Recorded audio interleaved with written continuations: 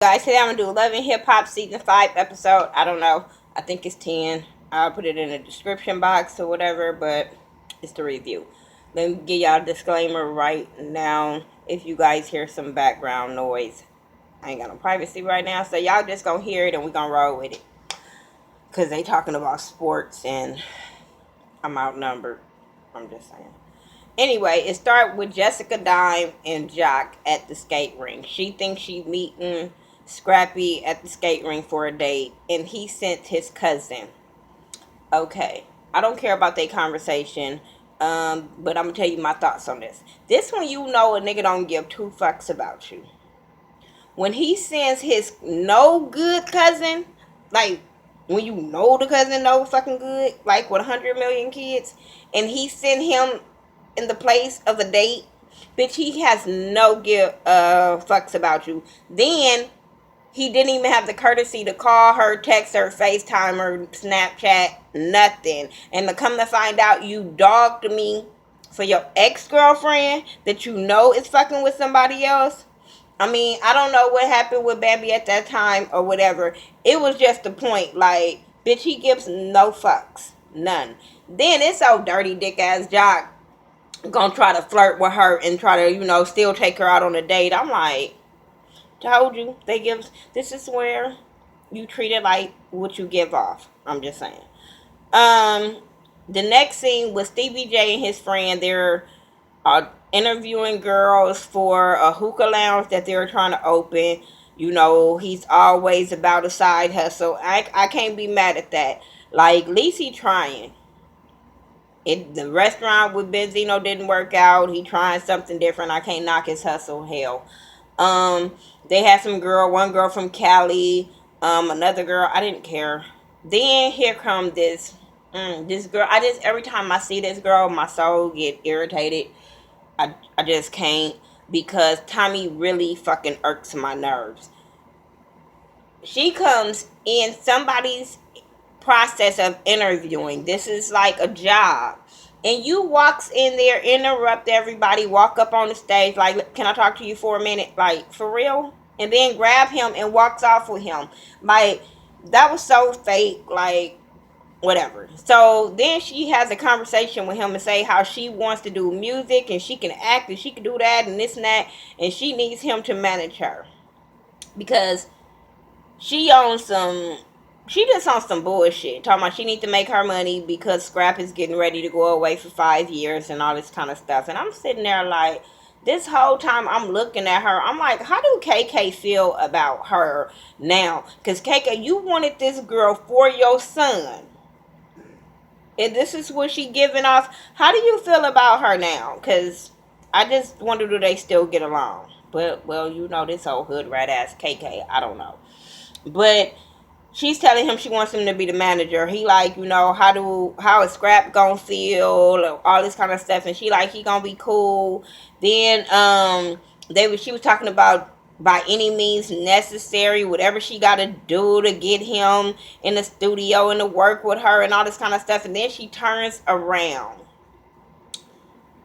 for him to look at her ass. Okay, he's a creep. He's gonna look. I mean, I felt like he was also. I'm not going all the way. Well, yeah, most of my 90% gonna go in on her, but 10% blame it on Stevie J too. Bitch, if Scraps such your fucking homeboy or your nephew or whatever the case, and that's what you look at him as, you should have stopped that bitch in her tracks. He should have stopped her, but this is for TV. Whatever. She turns around to show her ass, and she looked at stank. It just looked like she stank, and whatever. And she trying to just show him she want him. Whatever. I didn't care. And then he gonna say he gonna probably do it to get back at Jocelyn. And I'm like, okay, you doing this to get back at Jocelyn, but what about your nephew? What happens to the loyalty of nephews? I don't understand this bro code amongst men these days, because I don't know, maybe like I keep telling y'all, I was raised in a different era around some grown ass men. I don't know, but Dudes I know ain't doing this to they homeboys, they nephews, they niggas. They call they day ones, A1s, whatever y'all want to call them. Like they wouldn't do this type of shit. Now maybe the next nigga that they see in passing, whatever, but not no niggas that they kick it with. Like I just felt like Stevie was just as much as out of line with that situation too. Scrap and Carly in the car coming back from a hotel that she paid for 3 days to get him away from all his stress. This shows you that this nigga uses women. He want them other bitches to hold him down while he in jail. Now this bitch ain't got suckered into paying for a room for 3 days, and this ain't her man.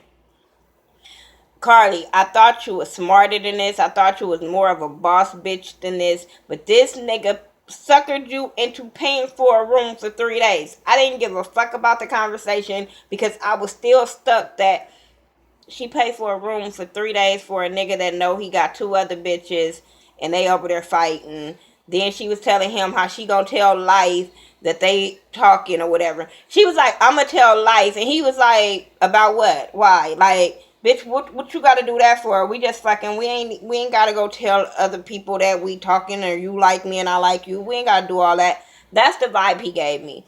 But she said that she wants to tell him because she like him and Life is on life support, and I'm sitting there like, bitch, no, he's all the way, he's not even in your hospital, bitch, he ain't caring about you. That's why he ain't calling you, dummy. Like, girl, whatever. I don't even know why you even would even call Life if you ain't heard from him and this is goddamn long. Like, bitch, count that as a loss and keep it pushing.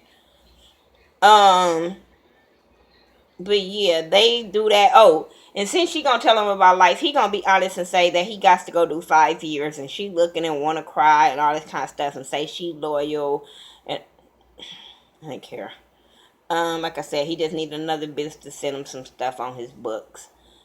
Um, Don and Jocelyn meet up, and Jocelyn found her goddamn contract after 3 years under the bed. That you packed up how many times and moved how many places, and you just now finding this goddamn contract after 3 years. But to come to find out, the contract is expired. So now she's a free agent or whatever. She can manage her goddamn stuff. So she don't need Stevie J. And I'm like, okay, yes, yeah, be your on your grown woman tip. Now I'm Don back in your life about to pimp you. That Stevie J ain't gonna pimp you. Now you got this bitch Don back in your life to pimp you. Okay, watch out, Jocelyn. But at the same time, humble yourself at the same time. Because bitch, your music ain't that good. So you over there acting like you can do all of this without Stevie J, and I'm sitting there like, not yet. And then if your talent was speaking for you, then I can understand. But bitch, not yet. Stop because you on shit with Young Dro and you about to do stuff with Lee Daniels. Girl, I'm just saying. I'm just saying, Monique the comedian, she did some shit and got a big ass award, and I'm just saying we ain't really seen her on the scene since. And she thought she was relevant. So Jocelyn, you have no talent and you wanna gotta have a big head, girl. I wanted to like Jocelyn this season, but the more she keep talking, the more I just be like, you still in some aspect I look at her and be like, no wonder Stevie was a little controlling on you, because you not all the way there and people can manipulate you into doing some shit. I really still believe that people can manipulate her because she wants to be in this life so goddamn bad. Um but yeah, she said if he don't do what she gotta do, she gonna go get her lawyers, and he don't want that because he got enough money problems with all his baby mamas and child support. I said, this bitch just keep putting her husband business on blast. Whatever. Ernest and Charlene, they meet up to talk about Mama D. I don't give a fuck about this conversation either, but I just know it was way the fuck out of line.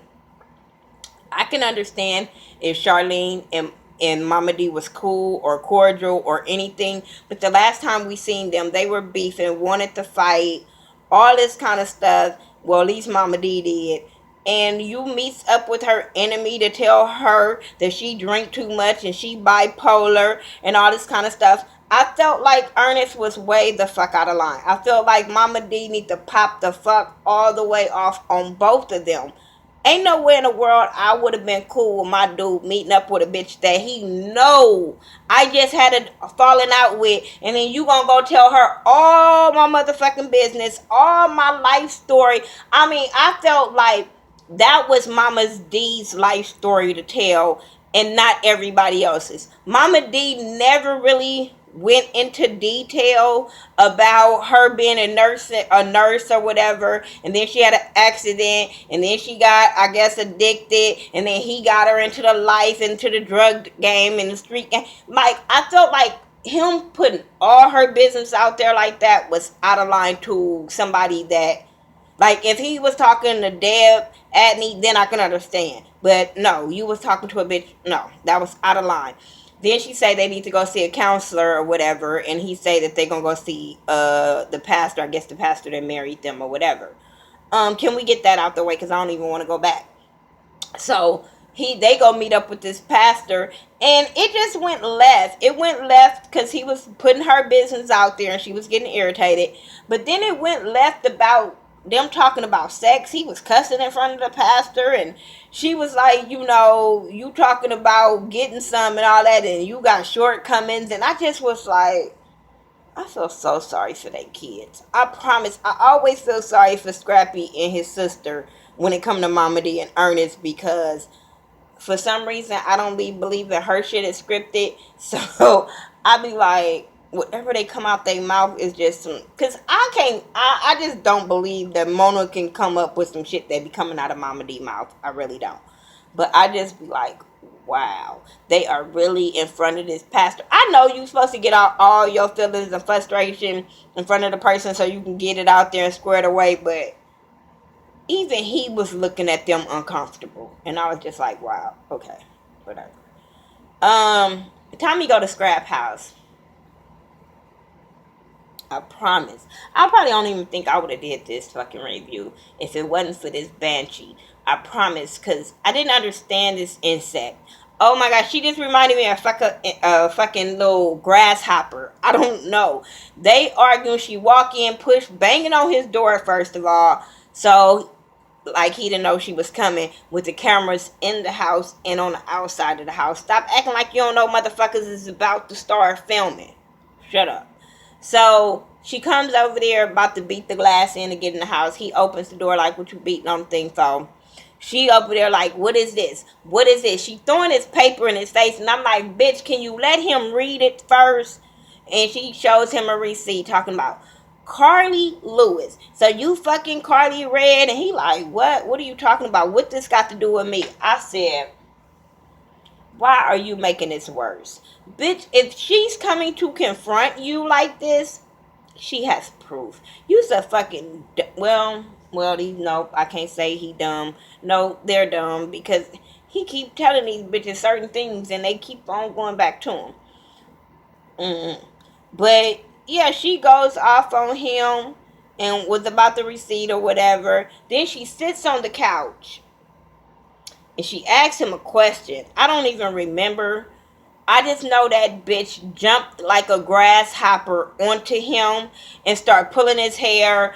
And it took a long time for the security to break them up. And I was like, now, if that was Jocelyn and Stevie J, them motherfuckers would have been on guard, like, right there. That wouldn't have lasted that long, but I was here for it.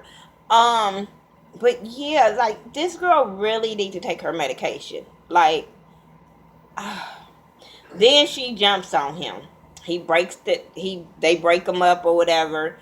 Then they arguing because he playing dumb as fuck, talking about he didn't fuck her. Next thing you know, the bitch start crying. She just started crying and shit. But then she said she's gonna let his uncle fuck her, and then she's gonna fuck all his homeboys in his circle. I'm like, wait, did I?